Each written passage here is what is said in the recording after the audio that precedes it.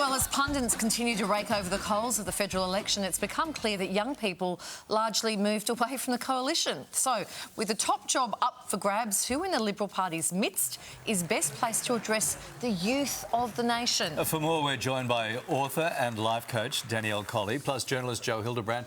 Nice to see you both, Great Danielle. to be here. They also did very badly with women. How urgent is it for the coalition to win these demographics back? Yeah, it's really urgent to win them back, and I think for more reasons than just for the sake of a political party. I think what we're seeing, particularly with the youth and stuff, the younger demographic, is there is a lot of disengagement, there's a lot of fear about their future, there's worry about financial climate, housing, being able to have affordable housing. I think that people, younger demographic is fearing for their future, therefore we're seeing more mental health issues. I think that's the problem. It's not just about the political party having the problem, not having enough people, so they need to be re-engaging and taking the issues that demographic have at their heart, taking them more seriously. Joe, I have a question here, but I'm just going to turn it over to you because I don't think whatever question I'm going to ask, you're just going to say... So I'll just go... Go for it. I think the Liberal Party has a huge problem with young people. It has a huge problem with women. It's going to be very difficult to solve any of them. You've got both halves of the coalition basically going in opposite direction. You've got the Nat saying we should never have signed up to net zero. You've got the Libs saying we have to actually take climate change seriously or no one is going to take it. The type of seats they have to win back, again, you've got the regions that feel threatened by their local coal mine or coal-fired power plant shutting down, and then you've got inner-city teal seats where they say we have to do more on climate change. The Libs are now facing basically what Labor was facing a little while ago with the Greens, but the difference is that those Greens votes overwhelmingly come back to the Labor Party. So the Labor Party can afford to move to the centre and know that even if people say, oh, Albo is not doing enough, or, you know, oh, genocide, war in Gaza, whatever, those votes are still going to flow to Albanese and Labor before they flow to Peter Dutton. So Labor is just in a better strategic and tactical position than the coalition is, which is basically, you know, the old poem, things fall apart, the centre cannot hold. The coalition does not really know where its centre is, and it is being pushed in two different directions at the same time. So it's in a world of pain. Who's your tip for leader?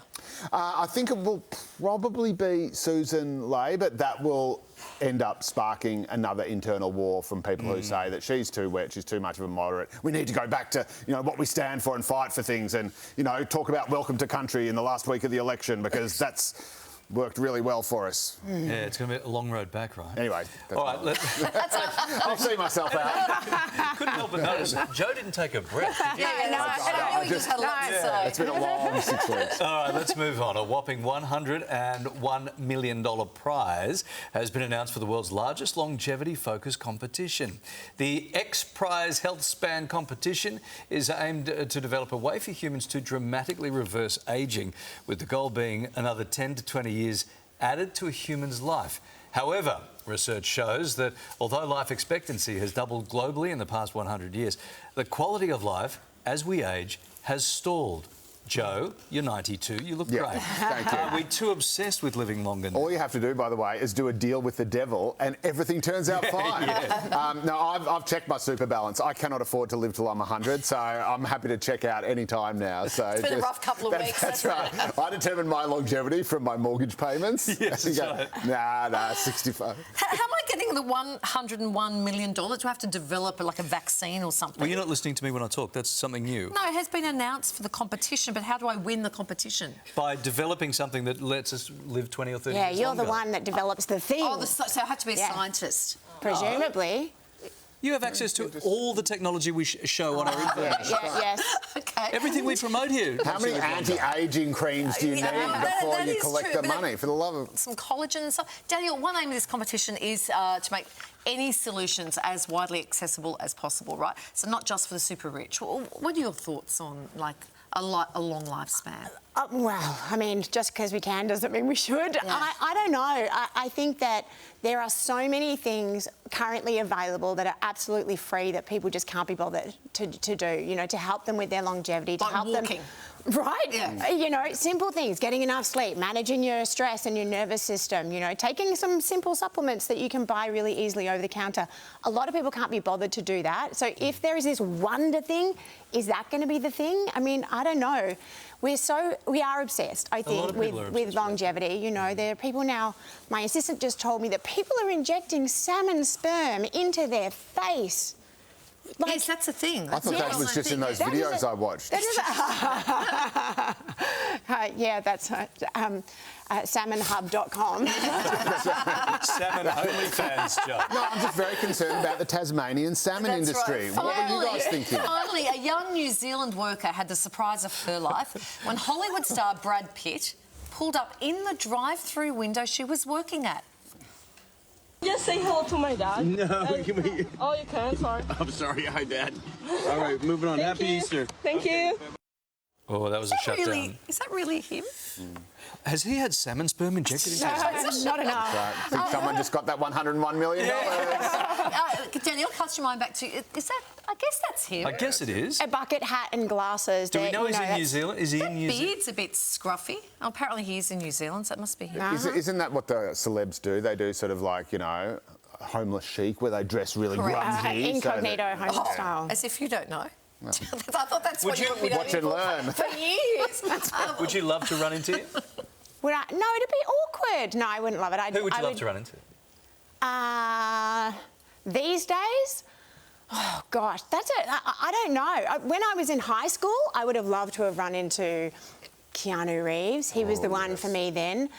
Now I want a smart person who I can have a great conversation with. You know, I don't want to run like into... the Pope. Kylie wants the Pope. Wants to run into the Pope at Macca's. I'm sitting right here. It ought to be. Joe, if you saw a celeb out in the wild, would you sort of angle up? Would you say hello? Would you ask for a selfie? What would you do? Kylie, I think the question is, what would other people do if they saw me in the wild? Of course. And but they're generally really nice, you Yes. know. Like after my security detail has kind of, you know, frisked them and Ask them to step back. moved them on. Yeah. I sort of just wave as they're sort of walking away, and then I usually get committed. Right. Okay. Kylie, you used to wear the rubber gloves and the paper hat at the Red Rooster drive-through in Tamworth. Sure did. Did anyone? Did you get a Keith Urban or a John Williamson or someone Tamworthy? No, not that I can recall. I wish I could because that would have been a really good story. Can I just say, yes, Keith Urban once came in, ordered a Paradise Pack, hopped up on the counter with his guitar and serenaded me. And then you woke up. Then you woke up? And then I woke up. So Keith Urban eats deep fried pineapple. Yeah, there you go. Who doesn't? Who doesn't? Tom Cruise came into my work once. Hang on a second. Hang on. You're burying the headline. Sorry. Tom Cruise, yeah, he came into my work. I was working in a bar in my late teens, I think, around King's Cross, and it was around the time of Moulin Rouge. So they came in for the wrap party. There was Tom, there was Nicole, Ewan. Amazing. Yeah. Oh my God. And was I cool? I actually couldn't talk to them. I was like so... I wouldn't even say starstruck. I think I was trying to be cool by not buying into the star factor, which is apparently a very Australian thing to do. That's right. Because remember he was in Cocktail, remember? And he would have had all the moves behind the bar. He wasn't invited behind the bar. Oh, I was all about the tips for myself. Right. Thank you. Can I ask how high was the bar? Because Yeah, I had to.